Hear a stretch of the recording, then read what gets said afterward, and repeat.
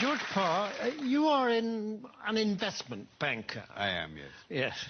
And as such, you have your fingers right on the pulse of the financial market. Yeah, very much so, yes.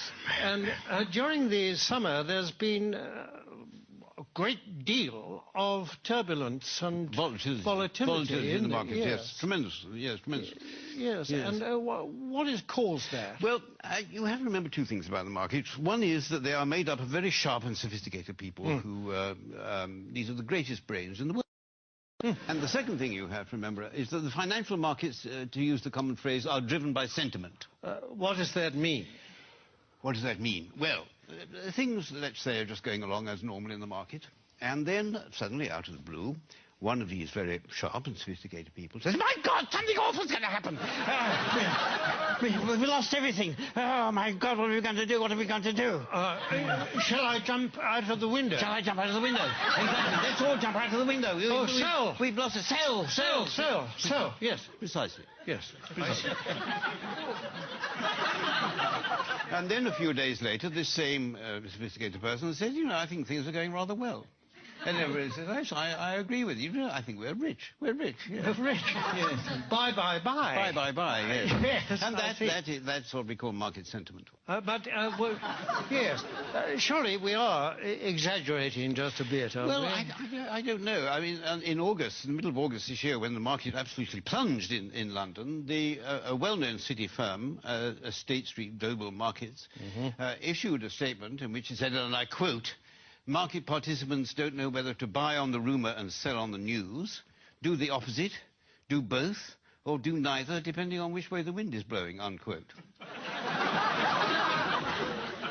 Yes, and this is the kind of rigorous analysis the companies will pay huge salaries for. Yes, exactly. And a few days later, when the markets had gone up a little bit, the senior equities advisor on ABM Ambro Morgan said, and I quote, "We're back to happy days again."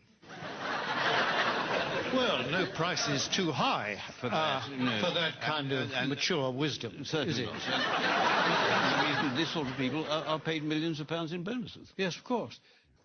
During this summer, there have been actual causes behind the volatility in the markets, haven't there? I mean, specifically and especially in America, granting vast numbers of mortgages to people who can't afford them on properties which are diminishing in value. It's a so-called subprime situation, yes. The subprime market. Yes. How does that work, in fact? Well, imagine, if you can, say, an unemployed black man sitting on a crumbling porch somewhere in Alabama in his string vest, and a chap comes along and said, "Would you like to buy this house before it falls down?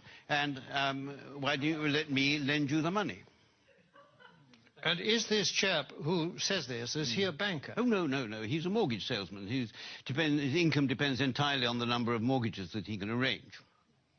So his judgment to arrange mortgages is completely objective? Completely objective, yes, absolutely. It would. Yes. And what happens next? Well, then this debt, this mortgage, is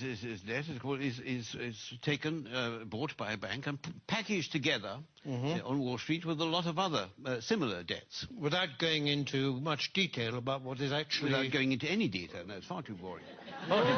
And so this is put into a package of debt, and then it's moved on to Wall Street, and it's extraordinary what happens then, that somehow this package of dodgy debts stops being a package of dodgy debts and starts being what we call a structured investment vehicle. An SIV? An SIV, exactly, yes. Yes, I see. And then someone like you comes along and buys it. I buy it, yes, and then I will ring up, I don't know, somebody in Tokyo and say, "Look, I've got this package, do you want to buy it?" And they say, "What's in it?" And I say, "I haven't got the faintest idea." And they say, "How much do you want for it?" And I say, $100 million, and then they say, "Fine, that's it." And that's the market. And presumably this package, I mean, that kind of thing can happen several times to the same package. Possibly, yes. And every time it does, of course, then you or someone like you will get a fee and a markup and a profit, yes. And so well, you can't expect us to do it for nothing. It's hard work. In view of the fact that in these packages there's a lot of dodgy debt, what is it about it that attracts the financial, risk takers? Yeah, well, because these hedge funds, as they're called, which specialize in these debts, they all have very good names. You mean they're responsible companies? No, I don't know. It's nothing to do with their reputation. They have actually very, very good names. The names they think up for them are very good. I'll give you an example. There's a very well-known American Wall Street firm called Bear Stearns, who have two of these hedge funds which specialize in these mortgage debts. And they lost so much money, lost so much of its value, that Bear Stearns announced that they would have to put in $3.2 billion into one of the funds to try and keep it afloat. $3.2 billion? 3.2 billion, yes. And even then they said the investors couldn't get any money out of it and they were going to let the other fund go. But one of these funds was called the High Grade Structured Credit Strategies Fund, and the other was called the High Grade Structured Credit Enhanced Leverage Fund. Well, that sounds very good. But that's good, isn't it? Yeah. Sounds very trustworthy. Actually, this is the magic of the market. What started off as lending a few $1,000s to an unemployed black man in a string vest has become a high-grade structured credit enhanced leverage fund. I like the sound of it. It is good. Well, it sounds very trustworthy. I mean, it's got good words in it. It's got words like high. High is good. High is good. Yes. Better than low, anyway, isn't it? Yes, absolutely. And structured is another good word. Very good. Enhanced. I love enhanced. Enhanced is very good. I mean, I'd buy anything if it said enhanced. Absolutely, yes. Yes. It might have been different if it said the unemployed black man in the string vest fund, but yes, because then alarm bells might start to ring. But despite these very plausible names, surely the reality is that the people that lent all this money have been incredibly stupid. Oh, no. The reality is that what was stupid is, for some point, somebody asked how much money these houses were actually worth. I mean, if they hadn't bothered to ask that question, then everything would have gone on as perfectly normal. But unfortunately, they did. I see, but now, you see, people are saying the crisis is likely to turn into financial meltdown. I mean, can that be avoided? It can be avoided, provided that governments and central banks give us, the financial speculators, back the money that we've lost.